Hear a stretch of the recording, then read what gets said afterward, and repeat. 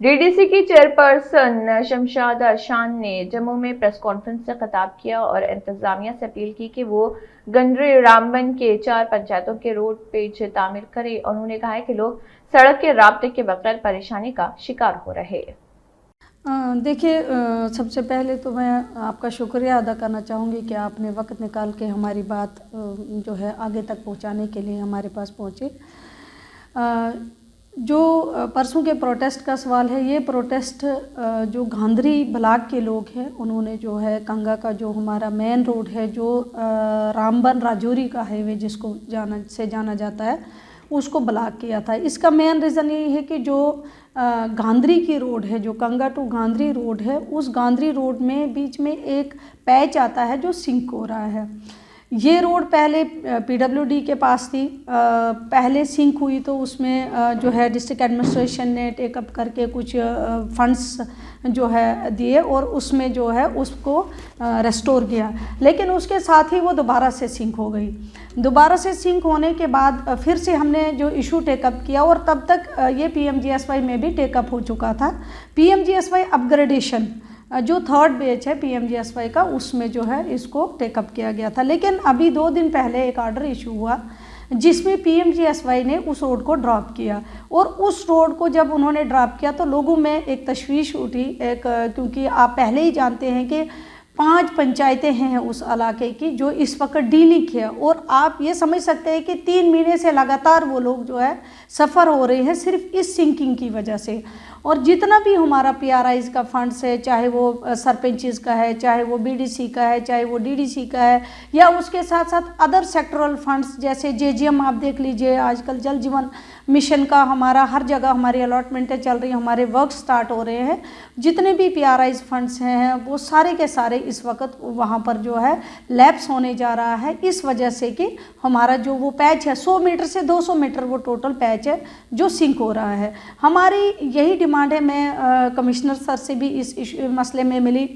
मैंने कहा सर इसको जो है किसी तरीके से इस पैच को रेस्टोर किया जाए ताकि उन लोगों के जो इश्यूज़ हैं, जो वहाँ पे हमारा डेवलपमेंटल वर्क है वो रुका पड़ा है, बाकी जो कोई बीमार है या कोई भी जितने भी डीलिंग जो एरियाज़ हैं वो कम से कम कनेक्ट हो सके डिस्ट्रिक्ट रामबन के साथ, जम्मू के साथ। तो उनका ये कहना था कि हम पीएमजीएसवाई का पैसा जो है वो वहाँ पर नहीं लगा सकते जहाँ पर सिंकिंग एरिया है। लेकिन मेरी रिक्वेस्ट एक है कि अगर 16 किलोमीटर रोड है, 16 किलोमीटर में 11वें किलोमीटर पे आपको सिर्फ 100 से 200 मीटर पैच सिंकिंग आ रहा है, तो उसको जो है ऑलरेडी एक स्टेप उठाया है कमिश्नर सर ने। उन्होंने कहा है कि हम रुड़की से एक जियोलॉजी टीम भेजेंगे, जो टीम इसका जो है अल्टरनेट डिसाइड करेगी। देखिए इसमें ऑलरेडी एक बार जो है हमने फंड्स अरेंज किया है, इसमें 15 से 20 लाख रुपए ऑलरेडी इसको रेस्टोर करने के लिए जो किया हुआ है, जो ऑलरेडी एडिशनल फंड्स दिया गया था, जिसमें एसडीआरएफ का भी पैसा था और सीएसआर का भी पैसा था। उसमें हमने जब उसको रेस्टोर किया तो विद इन 1 मंथ वो ऑलरेडी दोबारा से जब सिंक हो गया, तो उसके बाद अब ये स्टेप उठा रहे हैं कि इसको जब तक हम अल्टरनेट डिसाइड नहीं करेंगे तब तक इस रोड पर कोई पैसा नहीं लगेगा। लेकिन मेरी एक रिक्वेस्ट है कि कम से कम उस 200 मीटर पैच पे, जैसे कि अभी हमने कल के लिए संडे के लिए हमने डिसाइड किया है कि मैं डीसी साहब सारी एडमिनिस्ट्रेशन हम कल स्पॉट पे जाएंगे और स्पॉट पे जाके हम उसका मायना करेंगे कि क्या इसमें हम कर सकते हैं। अब तक कि जहाँ तक लोगों का कहना है वहाँ के पीआरआईज का, डीडीसीज का, बीडीसीज का, वो यही कहते हैं कि जो पहले स्लाइडिंग जो लूज मटेरियल था वो सारा डोन आ चुका है, अब उसमें रॉक निकला हुआ है। लेकिन अब हम ये कल देखेंगे कि क्या इसमें वाकई रॉक है।